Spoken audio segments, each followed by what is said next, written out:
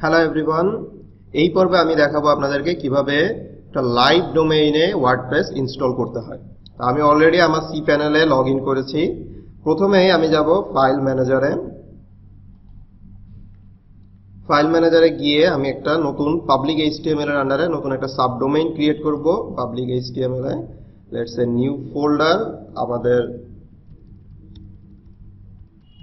প্রজেক্টের নাম অনুযায়ী এখানে করলাম। দেন এখানে আমাদের ওয়ার্ডপ্রেসটাকে আমরা আপলোড করব। যদি ব্যাক করি, এখানে আমাদের যে ওয়ার্ডপ্রেস জিপ ফোল্ডারটা আছে, এই জিপ ফোল্ডারটা আমরা এখানে আপলোড করব। এটা আপলোড হইতে হইতে আমরা পিএইচপি মাইঅ্যাডমিন বা মাইএসকিউএল ডাটাবেস থেকে নতুন ডাটাবেস ক্রিয়েট করব। ডাটাবেসের নাম দিলাম ফাইন্ড ডাইন, পরে ক্রিয়েট ডাটাবেসে ক্লিক করলাম। আমাদের ডাটাবেস ক্রিয়েট হয়ে গেল। Go back.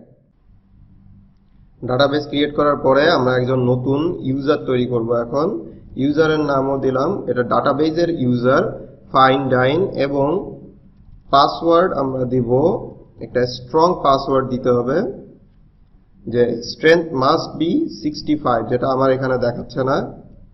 তো আমি আবার একটু ট্রাই করি। স্ট্রেংথ 97 হয়ে গেছে। তো দ্যাট ইজ গুড এনাফ। আমরা এখন ক্রিয়েট ইউজারে ক্লিক করলাম, গো ব্যাক করলাম। দেন আমরা এসে ইউজার এবং ডাটাবেসকে কানেক্ট করা দিব। আমরা হচ্ছে ফাইন্ড ডাইন, আমাদের ডাটাবেসের নামও ফাইন্ড ডাইন, add user to database, all privilege, make changes, then go back. আমাদের ডাটাবেস ক্রিয়েট করা হয়ে গেছে। আমাদের ওয়ার্ডপ্রেসটা এখান থেকে আপলোডেড। যারা আমরা ফোল্ডারের এখানে এক্সট্রাক্ট করব।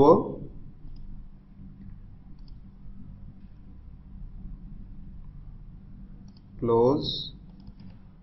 দেন আমাদের এই ফোল্ডারের ভিতরের যে ফাইলগুলো আছে এগুলোকে আমরা জাস্ট মুভ করাবো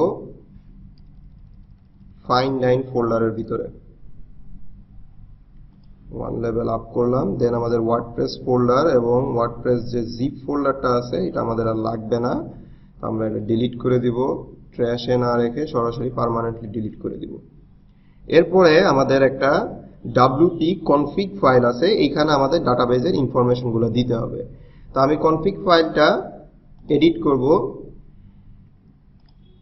স্যাম্পল যে ফাইলটা আছে এখানে এডিট করব। তো এখানে প্রথমে আমি যদি এখানে দেখি যে ডিফাইন ডিবি নেম, এখানে আমাদের ডাটাবেসের নামটা দিতে হবে।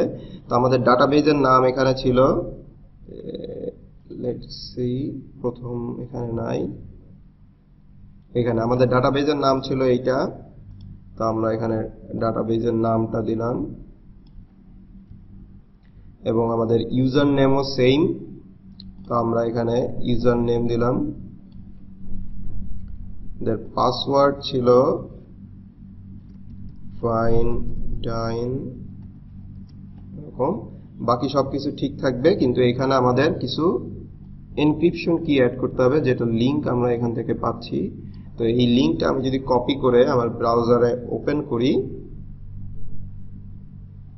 দেন আমাদের যে এনক্রিপশন কিটা দেওয়া আছে এটা আমি কপি করলাম এবং এইখানে যে বসাইতে বলছে আমাকে, এখানে জাস্ট পেস্ট করে দিলাম। সেভ চেঞ্জেস, আমরা ক্লোজ করলাম। দেন আমরা এখানে এসে এই ফাইলটাকে আমি রিনেম করব কনফিগ ফাইল হিসেবে। আমাদের কাজ শেষ। এখন যদি আমি আমাদের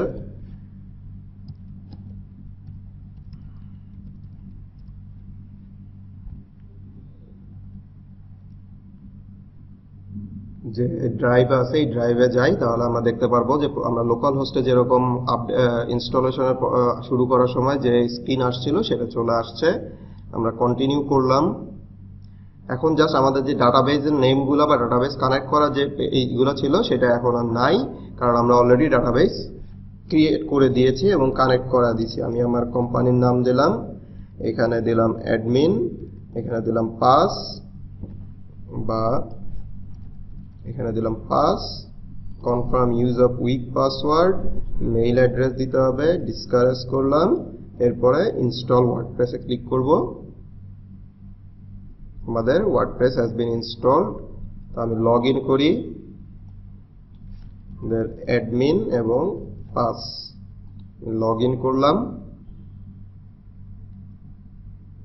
আমাদের ওয়ার্ডপ্রেসের ড্যাশবোর্ডে আমরা চলে আসলাম। তো এইভাবেই লাইভ সার্ভারে ওয়ার্ডপ্রেস ইনস্টল করতে হয়।